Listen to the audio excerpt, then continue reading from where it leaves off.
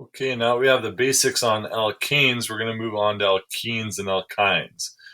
Okay, and so basically, alkenes are aliphatic hydrocarbons that have at least one double bond. And all the ones we're going to be working with will only have one double bond. Okay, since there must be at least one double bond, okay, there are no alkenes consisting of just one carbon. Okay, there's no like methene because there would be no, like, you have to have two carbons to have a double bond between carbons. Okay, and since since the carbon atoms in alkenes are not bonded to the maximum number of atoms, they're called unsaturated hydrocarbons. Okay, their general formula, you'll notice, is the same as cycloalkanes. Okay, it's CN2H2N. Okay, there's only one possible structure for the first two alkanes because if you move the double bond to the second alkene, or in the second alkene, then you're just flipping it side to side. Okay, so it would not differ the structure as written. So ethene and propene are just like this, and you can name them just ethene and propene. You don't have to say where the double bond is or anything like that because this is only possibility. Okay, alkenes with at least 4 carbon atoms, however, can have more than one structure because the double bond can be between the first or second position. Okay, and as you add more carbons, okay, then you can get greater and greater variety as you go up. And so this is kind of just like C5H10. Okay, this shows our expanded molecular. And so like, but really like our double bond could be here, it could be here, it could be here. Those are all different structures. Okay, if we move it here, then that would be the same as having it here, one or the other.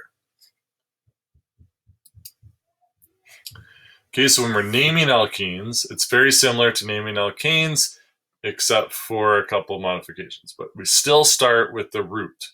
We find the longest continuous chain. The only thing that changes now is our longest continuous chain has to contain our double bond. Okay, and then the root name for a given chain of hydrocarbons is the same. So based on how many, the root, like if you have one, it's meth, two, eth, and so on. Okay, the suffix for all of these alkenes is ene. Okay, however, though, we have to say where that double bond is.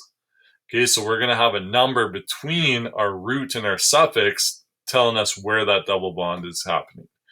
Okay, so the numbering of the main chain must begin at the end closest to the double bond and continue through the double bond. So it makes it a little bit easier as far as numbering. We don't have to kind of go left and right. We just look whatever is closer to the double bond.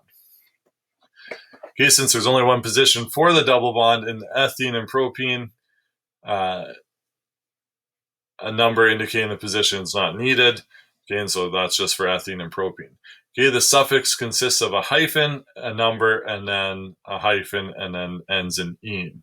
So a 6-carbon chain that has a double bond between the second and third carbon would be hex 2-ene. Okay, and so the number is always the one that's coming off of like the closest, the smallest number. Okay, and then you identify the prefixes the same as you would with alkanes. So if we're naming these structures, this is the same as this. This is showing condensed and then line structure. So we start, okay, so we always want to start with carbon closest to the double bond. So this is carbon 1, 2, 3, 4. Okay, and then so coming off the third carbon, we have a methyl group. So we have 3-methyl bute. It's coming off the first carbon, so bute 1-ene. So 3-methyl bute 1-ene would be the name of A. So this and this. Okay, the second one here. Okay, again, I'm going to count the carbons over here just so you can see. So there would be 1 here, 2, 3, 4, 5, 6. So hex is going to be our root. Okay, our numbering, we're going to start from this side because it's closer to the double bond. So 1, 2, 3, 4, 5, 6. So coming off our 5th carbon is our methyl group. So 5-methyl hex 2-ene would be the name of this structure here.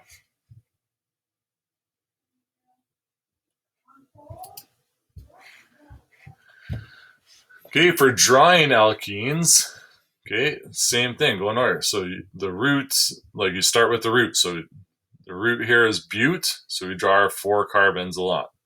Okay, now you put in your double bond coming off the second carbon. Okay, then you put in your methyl groups. So in this case, off our second carbon here, and now we fill in all the H's that need to go in. Okay, again, with propene, we don't need a number like where it comes off. It's gonna, you start with your root. So C, you have 3 carbons. And then this is our double bond here. If you put it over here, that'd be fine either way. And then we can add our H's. So it asks for a condensed structural formula. So we just have to add, or actually this would be a 2. Okay, because we have 2 bonds here and then 2 more. So again, you're always counting 4 around each carbon. So it has 3 here, so I need 1 more H. And then this one, or actually I'd put that H down here, sorry. I'll erase that. And then this one needs 3 more H's. Okay, butene, I'm not gonna worry about that one. We'll do this one here. So 2,4-dimethyl pent. So again, start here, pent. That means I have a 5 carbon chain. So 1, 2, 3, 4, 5. Okay, all these bonds should be the same length. Okay, that's just my bad drawing that makes them different. Okay, so I have pent. Now I look here. Off the second carbon, okay, I have a double bond. So this is carbon 1, this is carbon 2. So at the second carbon, I have a double bond. Okay, so that's our where we put our suffix. Okay, so now I have pentuene is right here. Now I need off my second one, I have a methyl group. Okay, methyl groups are CH3. Okay, and off my 4th carbon, I have a methyl group.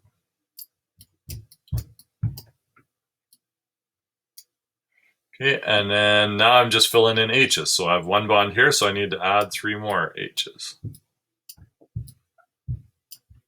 Okay, this one has 4 bonds around it. It's done. This has 3, so I'll add 1 more hydrogen here. This has 3, so I'll add 1 more hydrogen. And this has 1, so I need 3 more hydrogens. Okay, and so that would be the structure, or the condensed structural formula for 2,4-dimethyl pentuene. Oops. Okay, physical properties. Okay, again, they're similar to alkanes. They're nonpolar. Okay, again, anything with just C's and H's is nonpolar. So they won't dissolve in water, but they will dissolve in nonpolar solvent. So like in other hydrocarbons. Okay, the first 3 are all gases. Okay, and then the intermediate sizes are liquids similar to alkanes. Okay, alkynes. Okay, now we're just adding 1 more bond in there. So instead of having a double bond with alkenes, now we have a triple bond. Okay, like alkenes, the carbon atom in alkynes is not bonded to the maximum number, so they are also unsaturated. So only alkanes are saturated. Alkenes and alkynes are unsaturated. Okay, the general formula for alkynes is CnH2n minus 2. Okay, here's our first 2. Again, we don't need numbers or anything because there can only be 1 spot for this double bond. Okay, the naming of alkynes is the exact same as alkenes, except we put a YNE instead of ENE. So we find the root, so longest chain that includes our triple bond. Then we find, we start numbering closest to the triple bond, find the number that our triple bond comes off of, and put in for our suffix, and then we add in all of our alkyl groups. Okay, the only significant difference, okay, is when we're drawing a line diagram.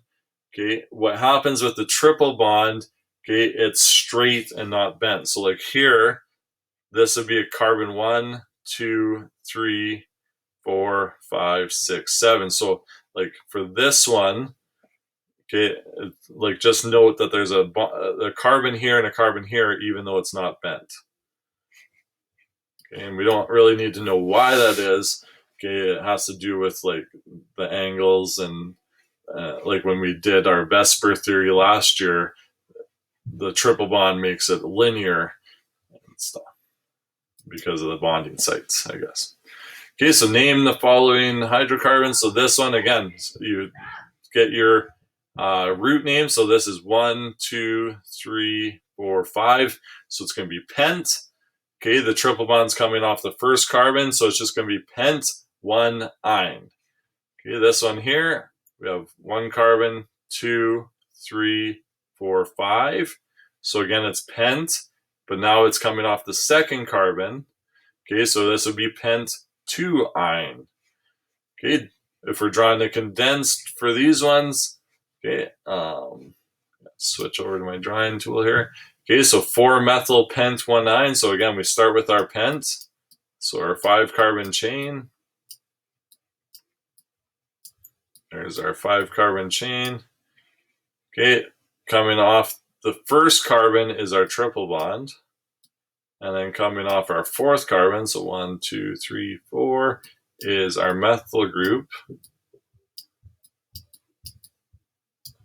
Okay, and now we just fill in H's. So this has 3 bonds, we add 1 more here. This is bonded to 4 things, it's done. This one needs 2 more bonds, so we add 2 H's. This needs 1, and this needs 3. Okay, so that would be 4-methyl pent 1 ine. This next one, dimethyl but 1 ine. So we have our but is our 4-carbon chain.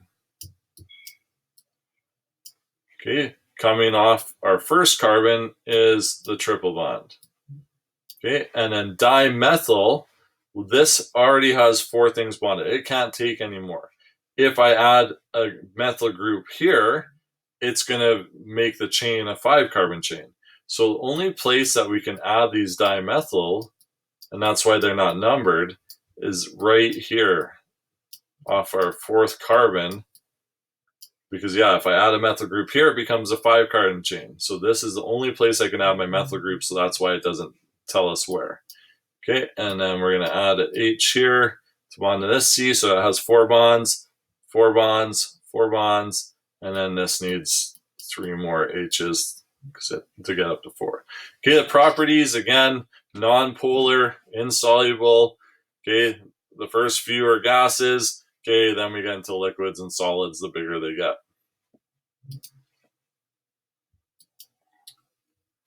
All right, we'll stop there.